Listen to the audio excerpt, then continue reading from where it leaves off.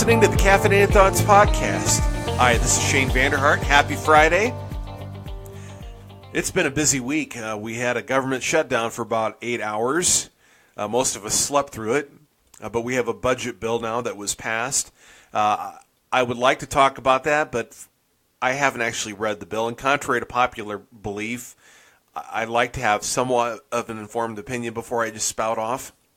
So I'll probably deal with that in a later podcast, or perhaps in an article at caffeinatedthoughts.com if I have time. It's not like I don't have other things going on, but I will try. Today I wanted you to put yourself in these particular shoes. There was an article you saw in your local newspaper, be it the Des Moines Register or wherever you happen to be listening to this podcast, and it caused you to want, like you thought, I just have to respond to this. So you write an article, it's published. It's published in print format, and then it's published online. And the next day, your boss calls you into his office or her office and lets you go. That happened to today's guest. Anna Bergman's a Waukee City Council member, and until this week was an attorney with the Iowa Association of School Boards. She wrote a piece in the Des Moines Register in response to an article she saw, or an op-ed piece she saw written by Claire Celsi, who's running for Iowa Senate for State Senator Matt McCoy's seat. He's a state senator from Des Moines, a Democrat, who decided not to run for re-election, instead to run for Polk County Supervisors. So that's the Democratic primary is going to be incredibly competitive, probably more competitive than actually the general election in that particular Senate district, unfortunately. But Anna Bergman saw that, and she felt like she needed to respond.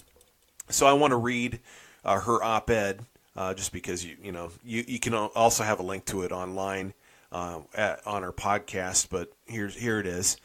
It's entitled. It was first published on January 31st, and then updated on February 8th. It's entitled "Iowans Are Not Buying Democrats' Hyperbole."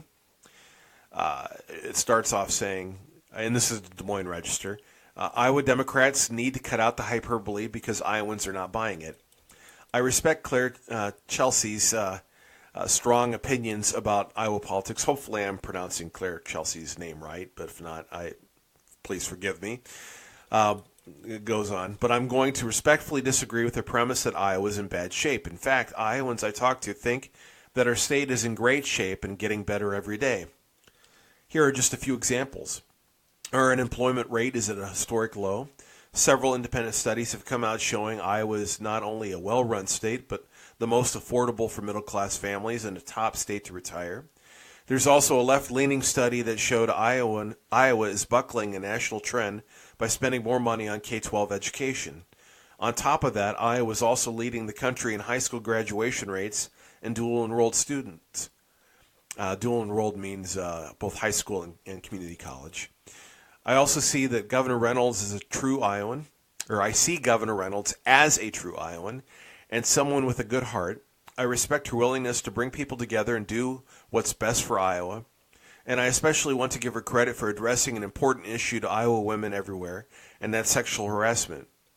During her Condition of the State address, the governor took a bold stance on sexual harassment issues that have plagued the Iowa State Senate. When she talks about this issue, she doesn't try to make it about politics, and she's a right to avoid doing so. But let's be honest, when it comes to sexual harassment, there's wrongdoing occurring on both sides of the political spectrum. As for education, even with a tight budget, we're spending more on K-12 education than at any point in our state's history. But let's focus on more than just the dollar amount. Governor Reynolds has made STEM education and workforce training high priorities. That's because she's fought her entire life to better herself, raise a family, work, and still get a college degree. This experience has made her an advocate for people and families.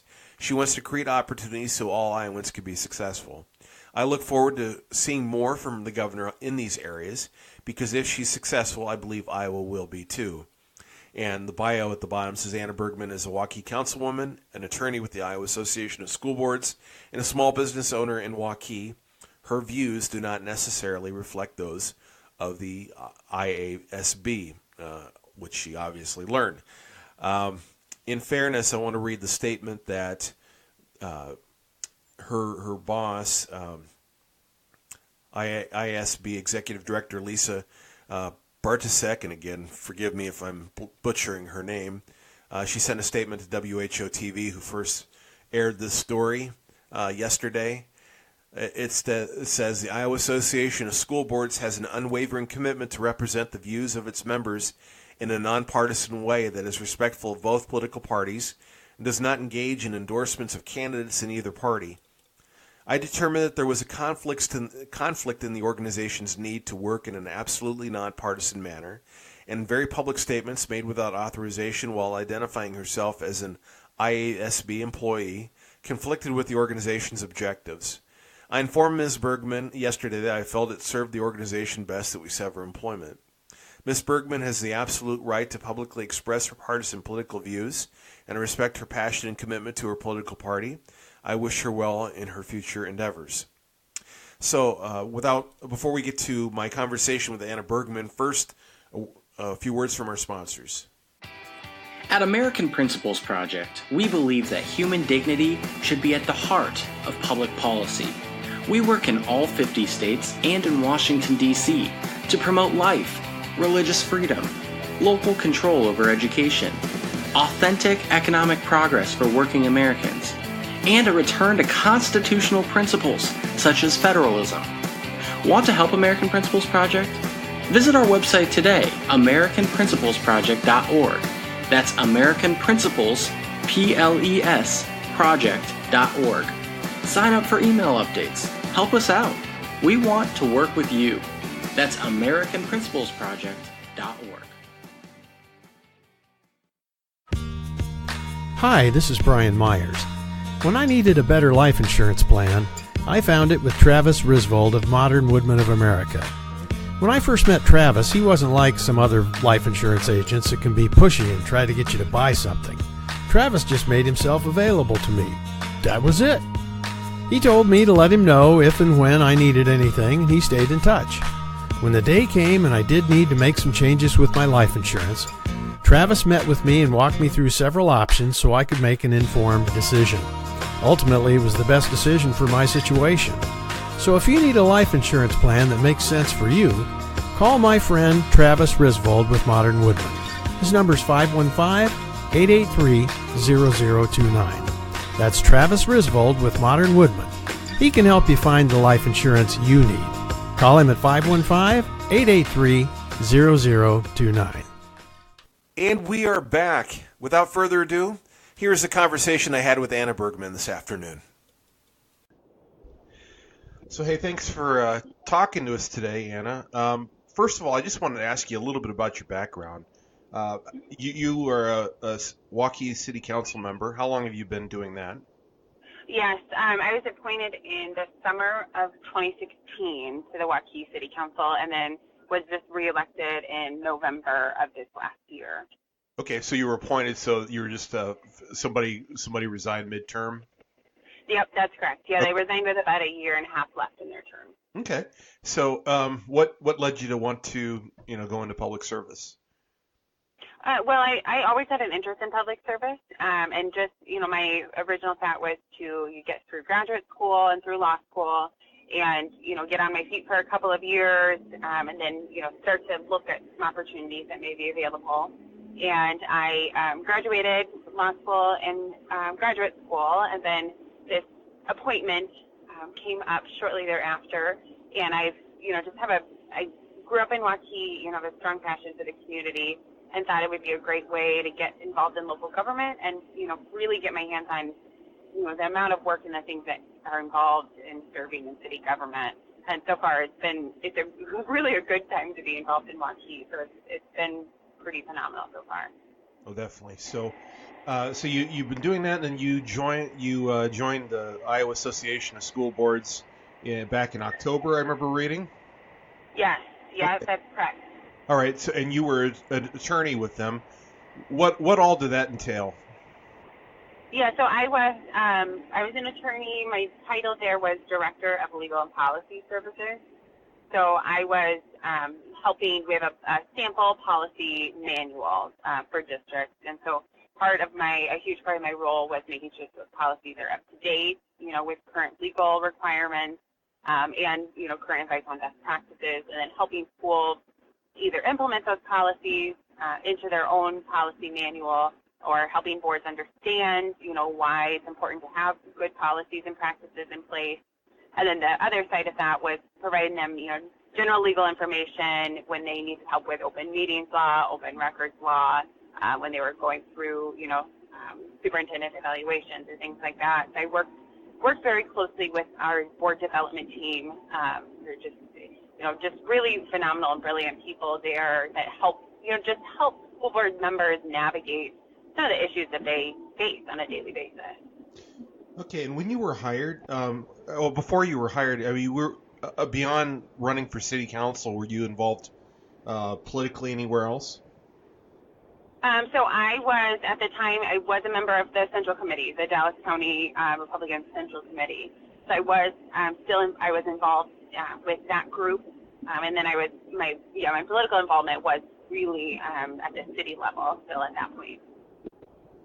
Okay, so the Iowa Association of School Boards knew this prior to you being hired? So part of what happened when I was hired is they did a very thorough reference check, and the response, one theme that she brought up was that a lot of my references said that I was politically motivated, which is absolutely true. I'm interested in politics. I was an elected official, and I just have an interest in it, and I always, keep my eye on what's going on, at the city level, county level, state, and federal. So that's absolutely true, and we talked about how it would be an asset, because I can identify with school board members that are also elected officials that are trying to balance that aspect of their lives with what they're doing as professionals. So I really, it was seen as an asset in a way for me to help, relate to some of the issues they go through. Okay. So prior to the op-ed you wrote this week in the Des Moines Register, had you written any other op-eds before? No, I hadn't written any op-eds for the Register. On my personal Facebook page, I do occasionally post something that is partisan or something that is political. Okay. But this is the first op-ed I did for the Register. Okay. So when you were hired, did they explain to you, hey, we're a nonpartisan organization. We expect, our employees not to engage in partisan activities, not to write op-eds, things like that? No, that conversation never happened. And they never, that was never anything in like an expectations, guidelines or anything, any policy that you had to sign? No, the policy that I signed was a conflict of interest. Beyond that, the only description, the only conversation we had about being political was that the organization itself is nonpartisan. And for me, that's hardly any different than any other employer that I would work for. Very few employers actually take a firmly partisan stance. So that True. Wasn't anything that I didn't expect. Yeah, right. So and your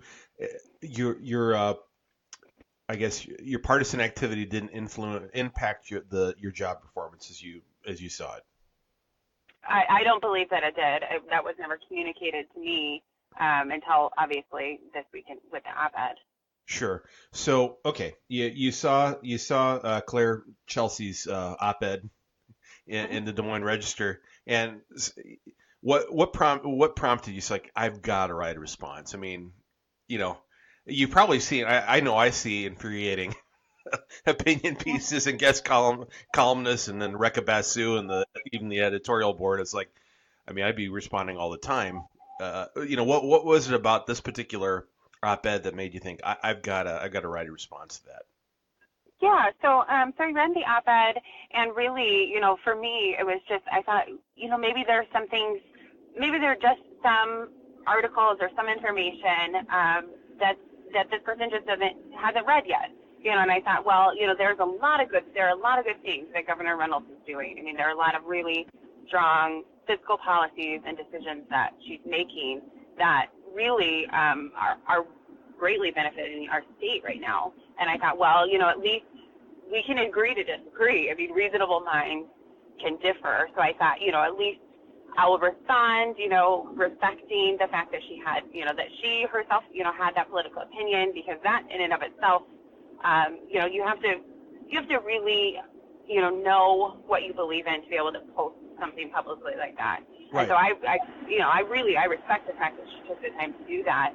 And I was only, trying to really have a cordial conversation about it. And so I linked my article to USA Today, to the Department of Education, sources that I really felt, she may understand, could offer some additional stats for her. Okay. So I read your op-ed, and I have to say it was rather tame.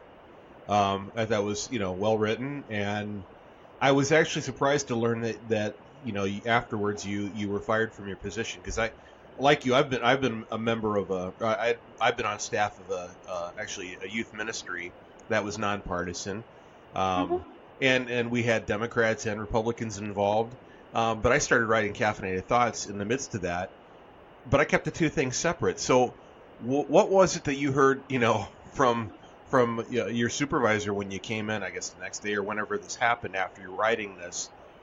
What did they tell you? Yeah, the biggest thing that I heard, I was sat down, I was given a printed copy of the op-ed when I went to print on Wednesday, and then told that she believed I was no longer could maintain professional credibility in my role, and I'm like you, I was surprised by that, because I thought, my goal simply was to have a respectful way to share my opinion and respond to somebody else's opinion, and that's it. That was my goal. Yeah, I was kind of, it's interesting that she said you lost credibility, because it's not like you were lobbying, right?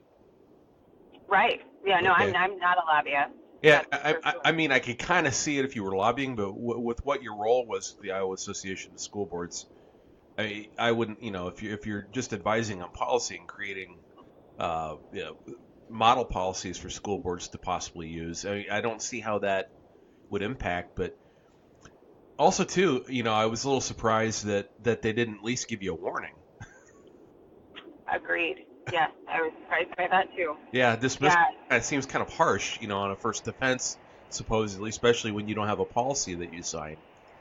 Right. Yeah, the only thing I was told, and my boss was out of town when this article was posted online. She had left for out of town the next day, and she had made comments that she was getting negative feedback, but she didn't think it was a big deal. And that, as well as anyone else, when you post a political opinion, you expect that someone may disagree, and that's okay. That's part of what makes our political system great, is that we get thoughts from different people, and we use them to grow ourselves and to better the work that we're doing for our communities. That's important, and so for me, I wasn't surprised that there were people that maybe disagreed or had a different opinion. So that wasn't alarming to me, and frankly, that was the conversation. So probably not only was she reading probably some negative feedback, but there was probably some pressure put to bear to let you go, you think? I don't know. I honestly can't speak to that, because that wasn't communicated to me. Well, what kind of response have you gotten after this? Because I know you interviewed with WHO TV. And after that, after your story aired, what kind of feedback you've been getting from friends, families, and people in your community? Yeah, for the most part, I would say for the most part, people are just surprised at what happened, and their reaction isn't any different than yours. That they went back and reread the article, and tried to find where someone could interpret that I was being disrespectful or inflammatory, or offensive to someone, and I can't find it, and I haven't found anybody else that feels that way, and especially after I was able to share, what happened to me last night. I think I've gotten far more response in the positive. So, as far as your bio, the Des Moines Register ran, did they tell you they were going to identify you as an attorney with the Iowa Association of School Boards? Yes. Okay. Yes, and that, and at the time, it's public. It was in my bio as a city councilwoman that I was the attorney for the Iowa Association of School Boards. It was listed, on my social media accounts that was my job. So it was, really was already public. And so for me, from my perspective, I thought, well, that's, for lack of intensive purposes, that's already public information. Right. So anybody that does a Google search on my name is going to find that out. Right. Well, and then you included the disclaimer, my views don't necessarily reflect the views of Iowa Association of School Boards, and obviously that wasn't the case. Right. Particular op-ed. So what next steps for you now? Now that this has happened, are you going to seek legal recourse? I'm still, we're still just trying to figure out what happened. Sure. We're in that phase right now. And I don't know how long that's going to take. I don't know, what we need to do to get there, but that's where we are right now. And for me, I'm trying to move forward. I think that there has to be a way for conservative Republican women to have a voice and not be treated like this in response. There has to be the same level of respect given across the aisle to both sides. And for me right now, I guess that's something I'm going to move forward and work on. I'm going to try to get that same level of respect for anyone that has a political opinion, regardless of what it is. So that's my focus right now. I think it's important. I lost my job because of defending Governor Reynolds and my own principles. Not just, it doesn't make sense to me, but it's not something. If that's going to happen, I'm going to continue to stand up because there's no reason that anybody should be put in that position, and there's no reason for me to back down now. Right. So you're considering a run for future office here, because your state representative's not running for re-election, Rob Taylor in House District 44. You going to run for a seat?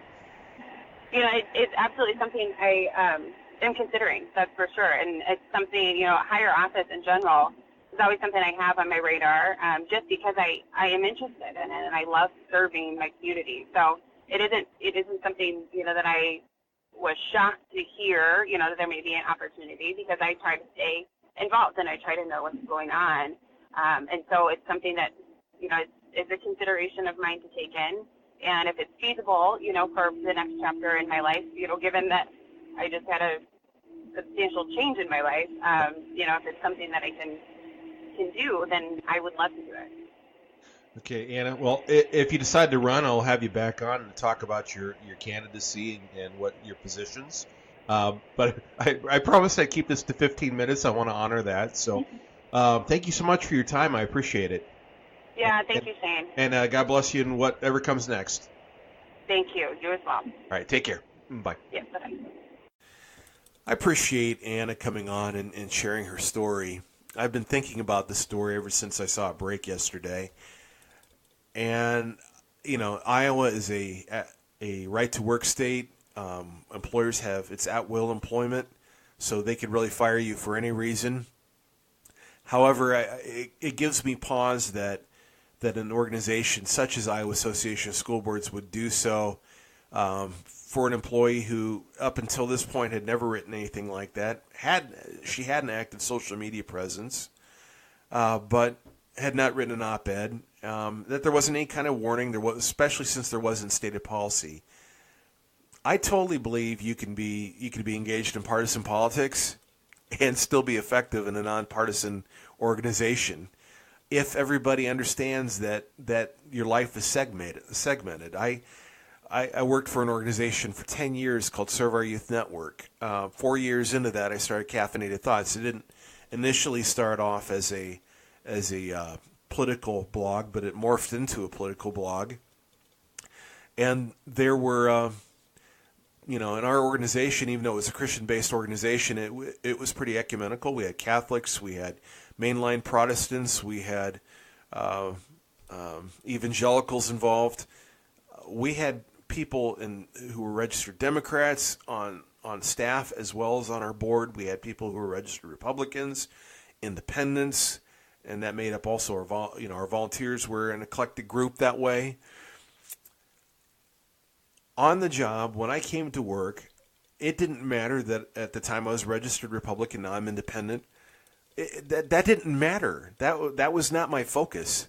As long as it didn't impact me from doing my job, which it did. And there were some times where I wanted to cover an event and I had to take some time off. But, I didn't. The only time I ever talked politics at work is if I were asked a question because somebody wanted to know. I never initiated those kinds of conversations because I wanted to keep it separate from my work. I have to believe Anna Bergman's the same. I think most people are that way when they go to work. Now, the fact that she was identified as an attorney with the Iowa Association of School Boards in her op-ed, that was for identification purposes. I think the disclaimer made it very clear that her views don't necessarily reflect the views of Iowa Association of School Boards. I tried in my own role not to have Serve Our Youth Network identified in my bio. I think there were a couple times where it was in an instance where it wasn't necessarily a partisan piece. For instance, I wrote a couple op-eds on mentoring, for instance, where it would totally make sense for me to identify myself from Serve Our Youth Network. But it's possible, and I think if we live in a civil society, that people should be able to be engaged in political activity in their private lives, and people understand that's not going to impact the job they do at work. So, again, this is disappointing. Do they have the right to do it? Probably. She probably doesn't have much, legal recourse available to her, as I understand it. As I got some pushback on Twitter when I was tweeting about this, and I started looking into it. But I think it's in poor practice for an employer. It seems like they're making up policy as they go. If this is an important principle for them, for their employees, that's something they need to state up front and have their employees sign. Because that's, I think, the fair thing to do, not just retroactively say, oh, yeah, we don't want you writing stuff like that, and by the way, you're fired. So anyway, all the best to Anna Bergman. Thank you so much for listening. If you happen to be listening to this podcast somewhere other than on caffeinatedthoughts.com, be sure to check out our website, caffeinatedthoughts.com. That's caffeinatedthoughts.com. You can also Google Caffeinated Thoughts, and it'll show up at the top of your search screen. Hey, be sure to also follow us on Twitter, like us on Facebook, and sign up for our emails updates that come out daily so you don't miss a single update. This is Shane Vander Hart, and until next week, my friends, take care.